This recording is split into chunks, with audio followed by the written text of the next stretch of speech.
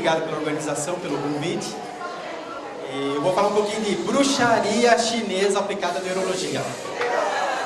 Desculpa. E intolerância ao frio na visão da medicina chinesa. Ok? Então, a síndrome pós-pólio, como o Abraão já deixou muito assim, claro na abordagem dele, né? É uma nova vivência dos indivíduos que, num passado muito distante, tiveram uma experiência na infância e mais tarde acaba se enfrentando novamente com uma situação a qual não se esperava. E dentro dessa realidade nós temos nova fraqueza, fadiga muscular, nova atrofia, dor muscular e articular e a questão da intolerância ao frio, que é o tema da minha abordagem de hoje. E nos estudos internacionais, dos indivíduos, aproximadamente 77% das pessoas que foram acometidas com a pólio acabam evoluindo para a síndrome pós-pólio. E dessa realidade, de 46% a 62% desses indivíduos terão alguma dificuldade para lidar com essa questão, dessa realidade em relação ao frio.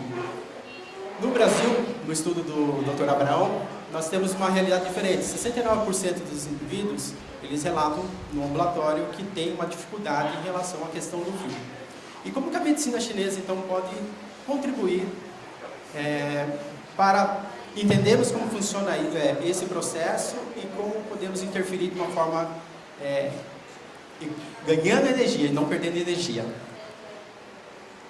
Então, a medicina chinesa ela faz uma divisão. Ela considera o frio que o frio pode ser um agente patogênico. E aí ela classifica em duas formas. Você tem o frio externo e o frio interno. Tá? No frio externo, ele está ligado com o meio ambiente. E o chinês, engraçado, quando estava na China, eu fiquei 2 anos na China e eu peguei um inverno de menos 20. Aí eu sei o que é dor nos ossos, tá? Porque o pessoal falava assim, eu sinto um frio que dói os ossos. Eu não conseguia imaginar o que era isso. Lá eu consegui entender o que era essa queixa. E o chinês ele classifica assim, você tem 2 tipos de frios. Você tem um frio verdadeiro, que é o frio da estação do inverno, que eles falam que é um frio verdadeiro, e você tem um frio que não é, que ele é ocasional, ele está ligado com outras estações não pertencentes ao inverno. Então, por exemplo, eu estou lá no verão, de repente baixou a temperatura, veio uma frente fria, mas ele não é um frio característico daquela estação. Eles têm palavras diferentes para essa abordagem.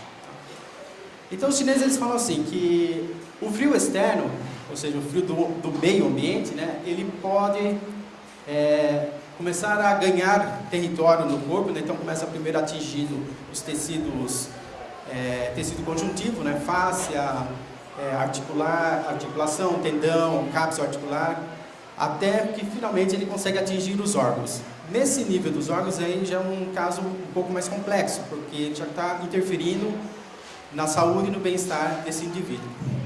E como que isso acontece? Então você tem lá um indivíduo, por exemplo, vou pegar um exemplo, tem o nosso amigo aqui, né, o Adalto, não foge não. Ele está lá numa cidade do norte da China, 32 negativos. E aí ele fala assim, não, eu vou dar uma volta aqui na cidade, eu quero conhecer uma cidade chinesa com característica russa. Só que 32 negativo é muito frio. E aí daqui a pouco a coisa começa a ficar insuportável.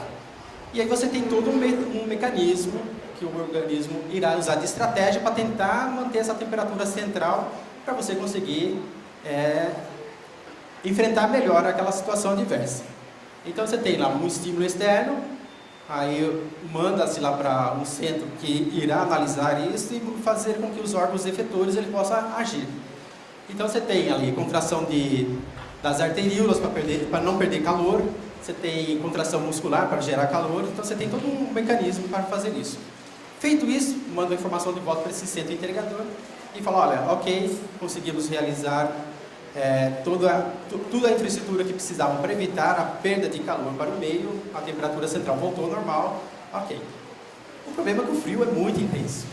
E o corpo ele começa a trabalhar para tentar gerar isso e chega uma hora que ele não consegue mais dar conta. Então, nesse primeiro momento, a medicina chinesa fala que nós temos uma energia que faz com que o corpo se aqueça. E quando esse mecanismo não funciona bem, aí você não consegue conter esse avanço do frio externo. E algumas pessoas podem ter predisposição. Então, por exemplo, algum problema nessa rota, seja na área mais cortical ou seja na região periférica, isso pode interferir e a resposta dessa energia, que os chineses chamam de energia quente, né, não seja tão eficiente. Ok? Na outra situação, nós temos o frio interno. Aí o frio interno, o que é isso? É uma insuficiência do organismo de produzir o calor, ou seja, o organismo, por algum motivo, ele não está conseguindo gerar calor. É muito comum, por exemplo, os homens terem características, ser mais calorentos. Então, vai dormir à noite, coloca o pezinho para fora para conseguir dissipar mais calor. E as mulheres, às vezes, têm uma tendência a ser friorentas. Não uma regra, porque tem homens que são friorentos também. Mas, de maneira geral, as mulheres têm uma tendência a ter as extremidades mais frias. E a medicina chinesa, ela classifica as pessoas entre calor, quente, plantas quentes ou frias. Então, ela tem toda uma abordagem para analisar o indivíduo. Então, significa o quê? Que, por algum motivo, não está sendo produzido essa energia que deveria estar aquecendo o organismo, não está fazendo o seu papel, porque ela está insuficiente. Então, tem alguma coisa que está fazendo com que ela não consiga fazer o papel de aquecer. E na outra situação, é o declínio da atividade funcional. Aqui nós vemos o envelhecimento. Então, à medida que você vai perdendo vitalidade, vai gastando energia, e aí você não tem condições de manter esse sistema funcionando e permitindo que o organismo possa ser aquecido e conseguir criar uma barreira para isolar esse frio. Então, esse frio interno, ele nasce internamente ou por uma predisposição ou por baixa energia. Então, a pessoa gastou muita energia, o corpo começa a esfriar. Ok? Então, por isso que a tendência é que quando nós envelhecemos, a tendência é nos agasalharmos mais, para poder tentar compensar isso.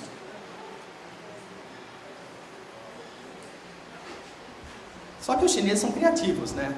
Eles acharam assim, não, tem uma reunião lá, está sendo pós-pólio, e eu vou colocar uns poemas aqui para eles ficarem pensando sobre o frio. Então, eles colocaram 3 situações interessantes em relação ao frio. Aí eles falam assim, ó, o frio é um fator yin. Significa, o yin na medicina chinesa, eles classificam yin e yang, né? Yin seria frio, escuro, e o yang seria quente, claro. Então, eles têm essas divisões. E ele fala que o frio tem a faculdade de ferir o yang, ou seja, se tiver muito frio o meio externo, meu corpo ele vai ter que demandar muita energia para conseguir tentar manter essa temperatura central. Só que chega uma hora que acaba a energia. Aí eu não consigo dar conta, aí esse frio ele invade. Então nessa situação, o frio ele pode ferir o yang, ou seja, ele pode desgastar o organismo. E a ponto, um exemplo, o Adalto está lá no Harbin, decidiu andar em cima do rio congelado, só que ele decidiu andar lá mais de 1 quilômetro de extensão, e aí a coisa começou a ficar frio demais, foi perdendo calor, chega uma hora que não dá mais e virou um picolé, lá no meio do rio. Porque o corpo não consegue mais dar conta, e aí esse frio tomou conta. A segunda situação é que o frio produz obstrução de frio. O que quer dizer isso? Ele começa a paralisar.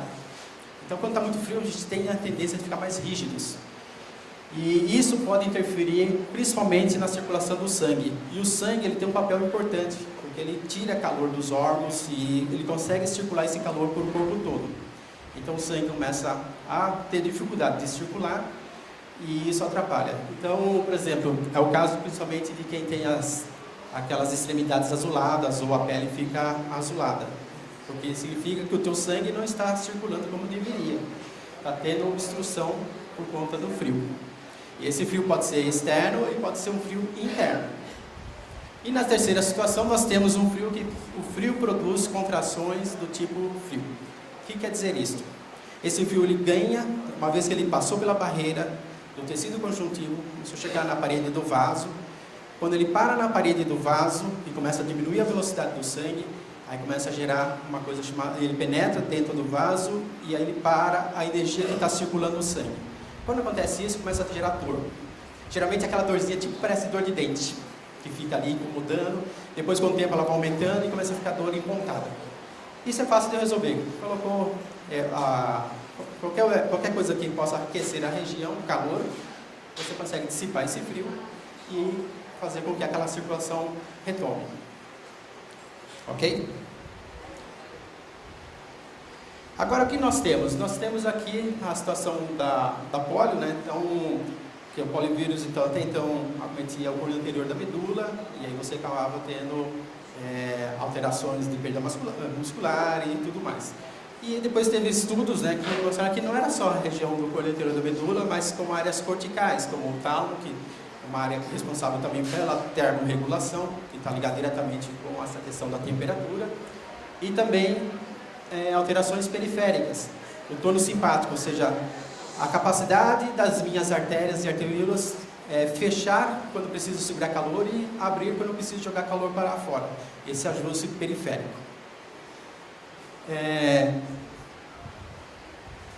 E na síndrome pós-polio, o que nós temos? Nós temos, então, essa realidade, né, essas áreas que deveriam estar funcionando adequadamente, ele já cria uma predisposição para se ter uma coisa que nós chamamos de frio interno daqui a um tempo. Por que as pessoas conseguem manter um platô e depois começam a aparecer esse frio interno? Porque ela tem energia.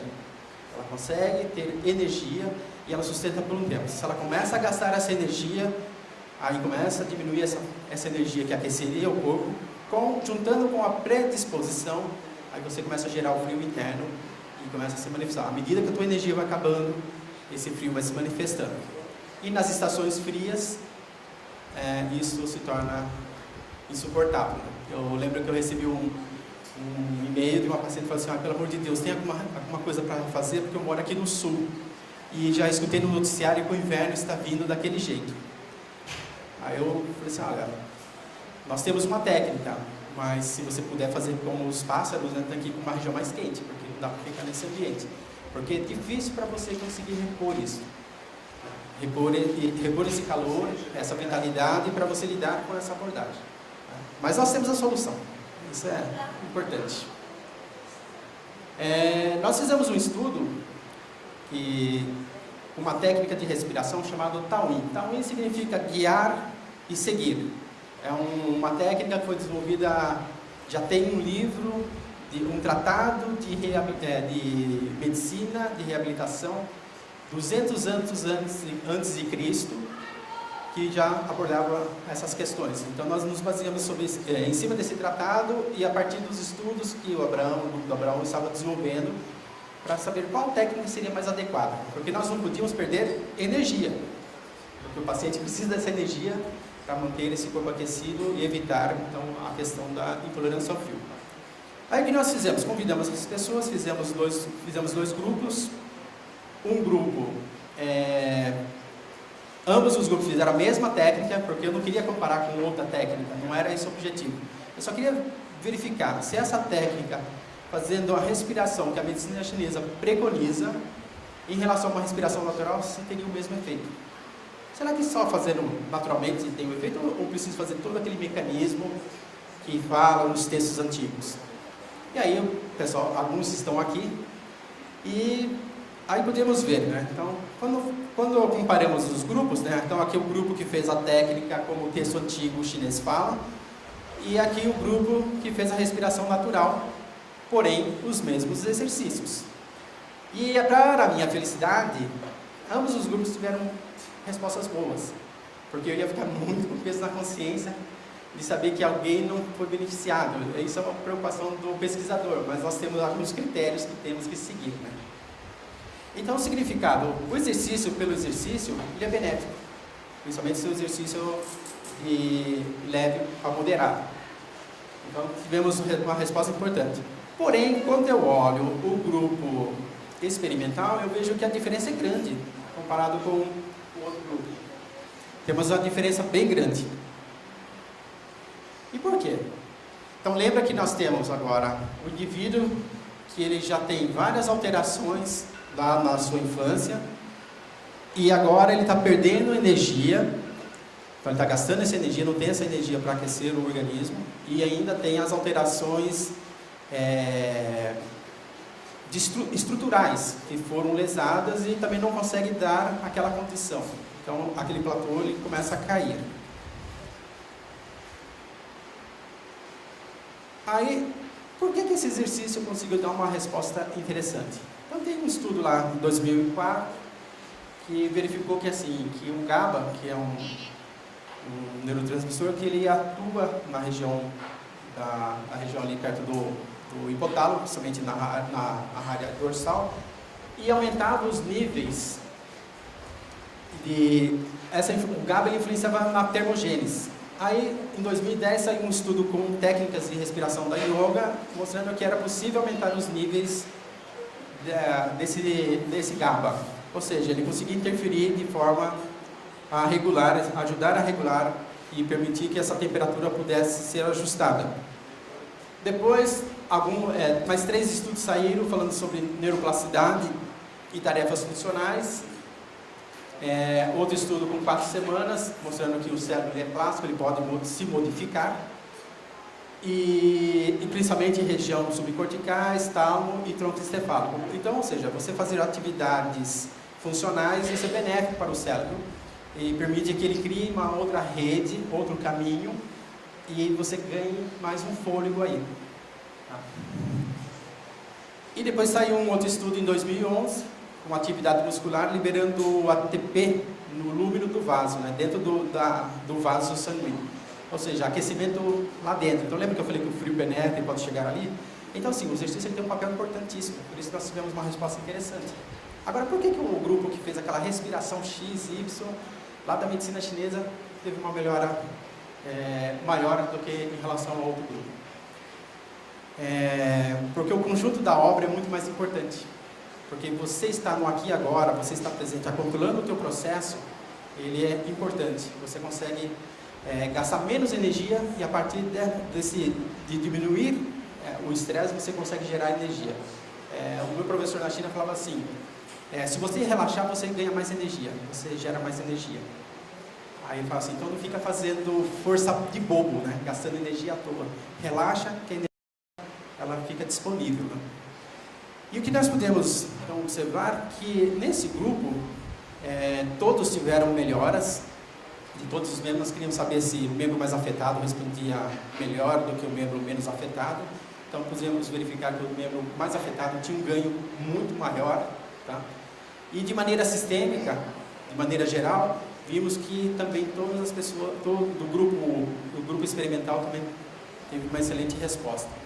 E o mais importante é que quando melhorava o frio, a questão da intolerância ao frio, melhorava a dor, e melhorava a fadiga, e repercutia também na qualidade de vida. Então, foi um achado interessante. Depois eu quis acompanhar esse grupo, né? Então aqui, inicial e final, e aí eu quis acompanhar 12 meses depois, 3 meses, 6 meses, 9 meses, 12 meses. Queria saber até quanto tempo esse efeito se mantinha. E vimos que com 9 meses, os pacientes começavam a sair fora da diferença estatística. A queixa ainda estava em 50%, não chegou ainda a 100% da queixa original. Então, nesse momento, se pensar em saúde pública, é um momento que nós temos que convidar as pessoas a vir para não ter que chegar naquele nível de não ter condições de estar lidando com a questão da intolerância ao frio. Tá? Então, para finalizar, o que esse estudo nos evidenciou é que a pesquisa, né, com o Tao Chi Kung, que é um grupo experimental, e com um grupo controle, né, em pacientes com síndrome permitiu que pudéssemos sugerir que ele interfere de maneira positiva nas condições de intolerância ao frio e dor, e o grupo também, a respiração natural também faz isso, e que o exercício por si só pode proporcionar benefício como diminuição dos sintomas limitantes, e quando realizado com técnica de baixo impacto, ou seja, preservando a energia, e com seriedade, estar presente no aqui e agora, né, prestando atenção no processo, os benefícios são muito mais evidentes. É o que nós podemos observar no grupo experimental. E a melhora da intolerância ao frio é o fator mais importante para diminuir a dor e a melhora na condição sistêmica. Então, se nós tratarmos o frio, a dor ela acaba sendo uma consequência por etapa. E mais importante do que isso, o gerenciamento do gasto energético é fundamental para indivíduos com síndrome pós-pólio, para que eles possam ter uma melhor qualidade de vida. Então, nós temos que preservar a energia. Não podemos achar que podemos gastar de qualquer jeito.